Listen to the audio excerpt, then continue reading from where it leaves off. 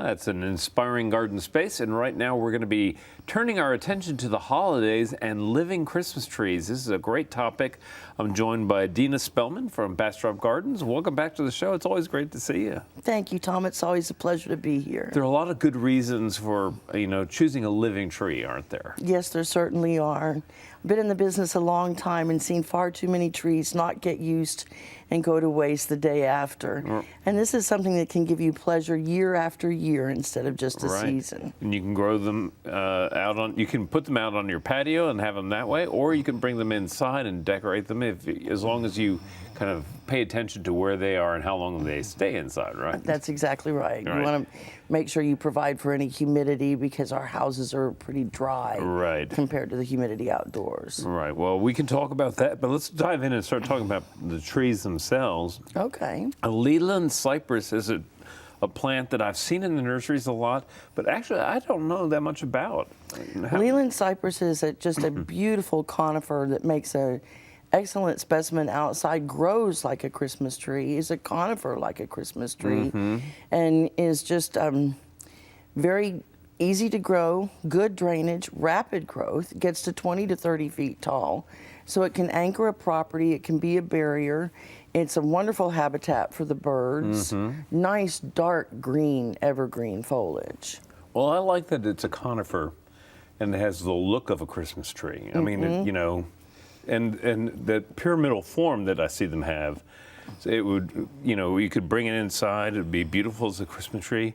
Then as a centerpiece out in the garden, it could be a tree out in the yard that you decorate for Christmas every single year. For Christmas every year. It marks a good house, marks a new baby, all sorts of things. Right, right. So this is a plant that will get big, right? Correct. It will get broad at the base and tall. Okay. So you want to give it room. That's why I think an excellent specimen. Or you could plant them a little tightly and it would be a great screen too, I think. Good windbreak, good screen, good barrier from that one thing you don't want to see next door. Right. So this is at the top of our list. This is Leyland Cypress, and commonly available in local nurseries. Commonly available and a good, quick grower as well, which I'm always asked for. Oh yeah, everybody wants something that's going to grow fast. Now the next plant on the list is a variety of Arizona cypress that has become really popular. Yeah, she's magnificent. It's blue ice, beautiful silver green foliage. Again, conifer grows quite tall. The visual that we've got up there shows you them up against a 10-foot door. So that shows you their height. They can easily reach 20 to 30. Evergreen, excellent bird habitat. Right. Again, good screen, good barrier, good blockage, or just something to create the garden around. Right, and this is a plant that will grow in a wide range of soils. Caliche. Wide range of soils, but drainage is the key.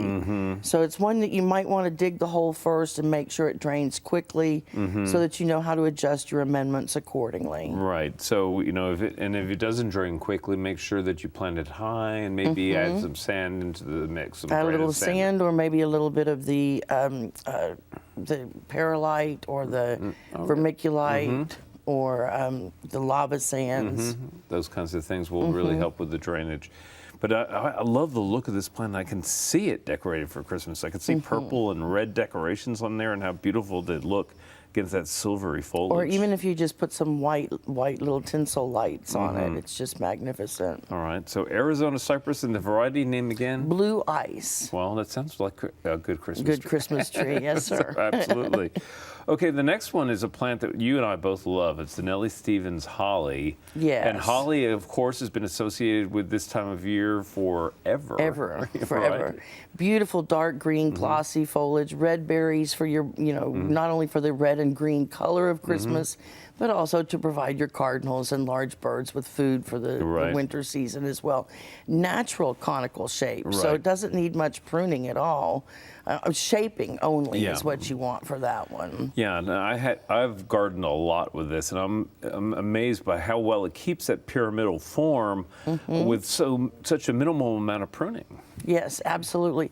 It's one that you could buy, almost year after year and make yourself a nice hedgerow out of. Yeah, that's a good idea, actually, And you Yeah. get that nice variation in the growth, In the growth. Yeah, Yeah. make it look like it was something natural if you And what you mix clip them off up. of it, you can use inside in the interior for your decorations, anything that you want to. True. And it's a tough performer, Very loves the tough. sun. Again, pretty adaptable in terms of soil. I think it would probably do better on the eastern side of the region than the It does west. very well in the Bastrop region of the area. It certainly does. And what I like to do is make a property barrier with this one, especially for people that are on busy streets that have a lot of noise. Put a few of those Nellie Stevens in, and that wide base takes care of the noise. But specifically for Christmas, she doesn't need any shaping at all. Just put a nice red wrap around the bottom of the container, and you've got your green and your red, and Right. There you go. there you go. It's a ready-made Christmas tree. Southern Wax Myrtle is one that I would never have thought of, but after seeing that you recommended, I can see why. Well, if you get the southern wax myrtles that are pruned to be individual trees and not the shrubby ones, they're very nice little trees. They have the smell of bay through them. They have a little yellow flower on them for the bees. They berry for the birds as well. They adapt to any soil. That's the thing I really like about the southern wax myrtle. It's a native that can go wet feet or dry feet. Some of our natives want wet or dry, but they can't go both. And in this flash rain, flash drought, the plants, wax myrtle is a good one to have. Absolutely. I could see it being a good rain garden plant, for example. And if you notice, it's planted around our capital a lot too, and pruned into nice shaped trees, very nicely shaped trees. Yeah, a lot of the natives can stand a little shaping and look magnificent that way. Like Yopon absolutely. holly, for example, makes a great conical plant if you trim it that way. It just takes a little bit of work. Now, another plant on the list is the compact cherry laurel, and this is another one that doesn't take a lot of shaping. No, it again grows in that pyramidal shape, and beautiful glossy green elliptical leaves, no points on them, so you don't have to worry about getting stuck like the holly. Right. Beautiful fragrant flowers in February for your bees and for yourself, and then beautiful birds, berries in the fall for the birds, nice blue berries in the fall. Now I like the compact because it gets 8 to 10 feet all on its own, makes a very nice fence or hedgerow plant or specimen, does well in more shade than sun. Also likes a healthy, moist soil. One of the ones that's a little bit more particular in its soil requirement. But, carefree once you've got it in the right place. And then you've got your standard cherry laurel that gets 20 to 40 feet tall. Right. But, the compact, I think, is much more suited for that Christmas look. Again, bring it inside. You've got your berries already. You've got your shape already. Right. Just put your red around the bottom of the container.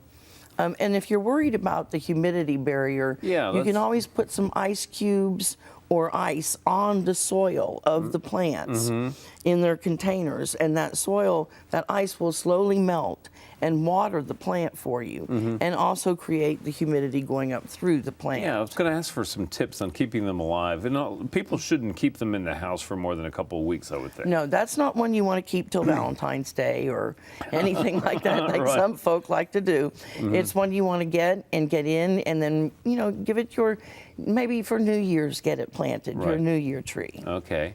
Well, you've also brought some beautiful baskets, and I real quickly just want to say how delightful they are. And these are just cut asparagus ferns and mixed with some seasonal color, and it would be great for the front door. Always want to dress at the holidays, so this is just a little bit of asparagus plumosa, a very nice pyramidal variety, with your winter snapdragons and your violas. They're beautiful, and we so appreciate you bringing them along. And as always, it's been fun talking with you. Thanks for bringing the plants and for the great ideas. Well, thank you. It's my pleasure. Coming up next is Daphne.